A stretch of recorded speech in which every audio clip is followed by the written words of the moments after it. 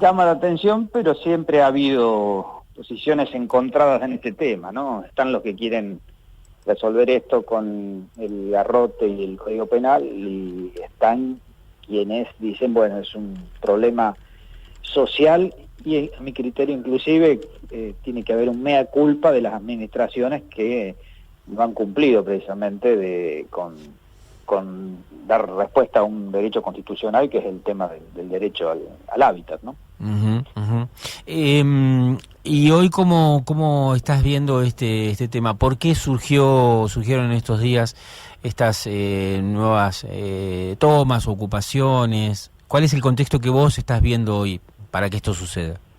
Y indudablemente la pandemia le dio como que echó nafta al fuego, sobre la base de que había ya siempre, todos los años hay tomas, y venían sucediéndose estas situaciones, ¿no? Pero bueno, todos sabemos, mucha gente perdió el trabajo, sobre todo los sectores informales, los que vivían en las changas, quedaron durante meses sin hacer nada, sin ningún ingreso, y ahí no hay espalda, no hay ahorros, ¿viste? No es que vos podés, esa gente no es que puede aguantar un mes sin trabajar, en realidad viene con demandas atrasadas, ¿no? Entonces pasan estas cosas y indudablemente aparecen estas situaciones que son muy difíciles de conciliar, porque también es cierto en algunos casos que el propietario de un inmueble, digamos, no tiene por qué pagar las consecuencias de malas administraciones. Entonces, bueno, ahí tiene que obrar, digamos, el tema del gobierno, digamos, y resolver este tema, ¿no? Yo creo que es un tema que no es que se va a resolver todo de fondo, y un gobierno que tiene 9 meses, mucho menos lo puede hacer, pero sí hay que empezar a mostrar un camino, ¿no? Hay que mostrar un camino de que había otra Argentina, ¿viste? Yo los invito a que vayan a conocer Ciudad Evita acá, ¿no? Porque ahí había viviendas, pero no viviendas para pobres, ¿viste? Hay viviendas muy dignas que se hacían en aquel tiempo, que todavía son bellísimas, que inclusive tienen, yo siempre relato, que hay piecitas atrás donde es el cuarto de semilla, porque tenían esa idea también de que la gente en su propia casa también tuviera un lugar para plantar, ¿no? Para sembrar, etcétera, ¿no? Todo un concepto que, bueno, me parece que hay una deuda de muchas administraciones que no se resuelve en este tema, y creo que en la Argentina ese es el tema del hambre y el tema de que a alguien le falte un pedazo de tierra, no tiene mucha racionalidad, ¿no? Me sorprendió mucho estos días conocer algunos detalles de la ocupación de tierras en Guernica, por ejemplo. Yo conozco la zona sur del conurbano, es decir, pasando Bursaco, Gleu, bueno, ahí está Guernica, y la cantidad de familias, leía ahí cerca de 3.000 familias allí, una organización de mujeres realmente que fuerte, que trata de organizarse precisamente en la convivencia, en la vida diaria, en esa ocupación. La magnitud me llamó mucho la atención. Sí, mirá, yo que también, que hace muchos años que veo este fenómeno, a mí también me llamó la atención, ¿no? La gran cantidad de gente que se acercó, pero son todos vecinos de la zona, Sí. ¿no? Yo a veces veo en algunos medios que empiezan, por ejemplo, hablan de los negocios, ¿no? Y cuando hablan le hacen, empieza todo, bueno, esto es un negocio de la pobreza, negocio de la pobreza. Cuando le preguntan a las personas la situación real que están, la verdad que uno no puede pensar quién de esas personas puede pagar algo para que sea un negocio, ¿no?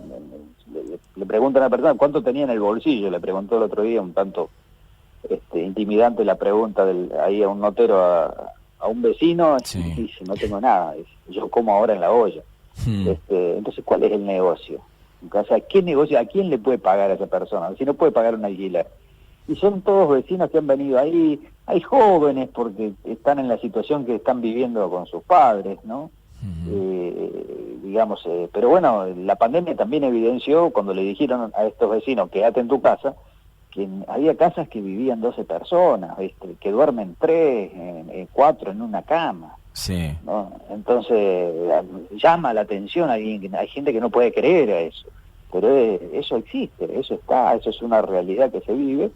Y si en otros sectores todos tenemos el registro de que ha habido aumentos de divorcio por la convivencia, imagínate en una casa con 12 personas, la situación es expulsiva, ¿no? Entonces se han generado estas situaciones, creo que eso explica en parte esta magnitud, que a mí también me sorprendió. En una carta que envían las mujeres en lucha de la toma de tierras de Guernica a las ministras de las mujeres de Nación, Elizabeth Gómez Alcorta, y a la ministra de Mujeres de la provincia, Estela Díaz, ahí ellas cuentan el origen de cada uno de las principales familias, y son, como vos decías, Jorge, recién, gente que son víctimas directas de la pandemia, ¿no? Gente que estaba trabajando en los bares, en algunos restaurantes, que eran mozos, personal de servicios de aquellos sectores que se han visto impedidos de seguir funcionando por la pandemia, digamos. Claro, exactamente. Eran personas que tenían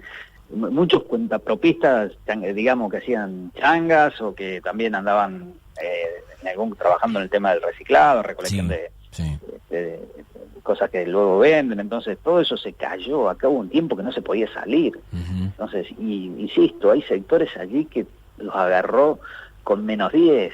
Entonces era muy difícil quedarse, y después, inclusive saliendo no había porque estaba todo cerrado, no había papel en la calle, no había cartón, no funcionaban los comercios.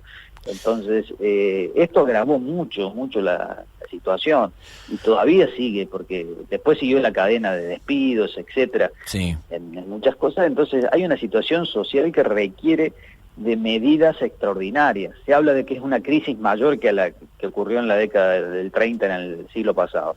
Entonces no se va a salir de esta situación con medidas tibias o pequeñas, ¿no? Me parece a mí que hay que pensar con cierto coraje en el tema de medidas más audaces y medidas que vigoricen el mercado interno, sí o sí, porque la situación es difícil, la situación está muy, muy difícil, porque nos agarró la pandemia después de 4 años de gobierno de Macri. Entonces, no todos tienen tanta mala suerte, digamos, ¿no? Vos, como fuiste en su momento funcionario, estuviste trabajando en la organización y capacitación popular del Ministerio de Desarrollo Social, ¿cuál debiera ser entonces el rol del Estado para atender lo urgente? Lo otro, lo acabas de explicar recién, Jorge, tiene que ver con la planificación, con arriesgar, jugarse un poco más en las políticas de vivienda y de contención social, pero y en lo urgente, frente a las tomas, ¿qué debe hacer el Estado? Bueno, debe estar ahí con la familia, debe, digamos, atender y buscar soluciones. Es una cantidad grande, pero tiene soluciones. Vos me mencionabas en aquel tiempo que nosotros estábamos en el ministerio, y había un concepto de que no había que preocuparse, que había que ocuparse. Eso nos decía Alicia, digamos, y que frente a todos estos problemas había que encontrarle una solución. No era el primera toma ni los primeros problemas que hubo. Entonces hay que resolver. ¿Cómo puede ser que tuvieron parado el ferrocarril Mitre? No sé cuánto tiempo. Por 20 una semana, familias. Una semana por lo menos. Es decir, no 10.000 personas que no viajaban por 20 familias que estaban allí. Eso es un tema solucionable. Es un tema solucionable desde la gestión, digamos, ¿no? Y hay 1.500 familias, bueno, hay que sentarse ahí y hablar con los intendentes de la provincia, con el gobierno, y encontrarle una solución.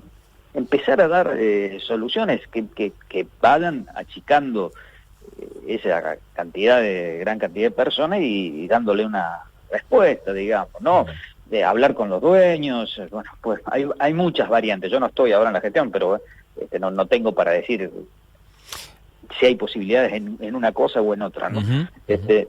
Pero siempre hay posibilidades, digamos, siempre hay algo cuando hay espíritu y vocación y ganas para hacer eso, ¿no? Yo creo que está faltando un poquito de eso, de mística en ese terreno, ¿no? Es decir, bueno, y aparte asumir que estamos en un momento más difícil que lo normal. Es un momento extraordinario, requiere también de esfuerzo extraordinario.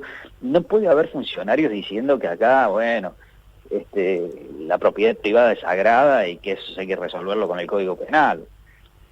Eso yo entiendo que por lo menos este gobierno, me parece a mí, es lógico que lo diga una oposición que tiene otra ideología, pero no puede haber funcionarios de este gobierno diciendo eso. Me parece que no ayuda a resolver, y que hay que ocuparse. Yo te digo, hay que ocuparse de esas cosas, hay que ocuparse.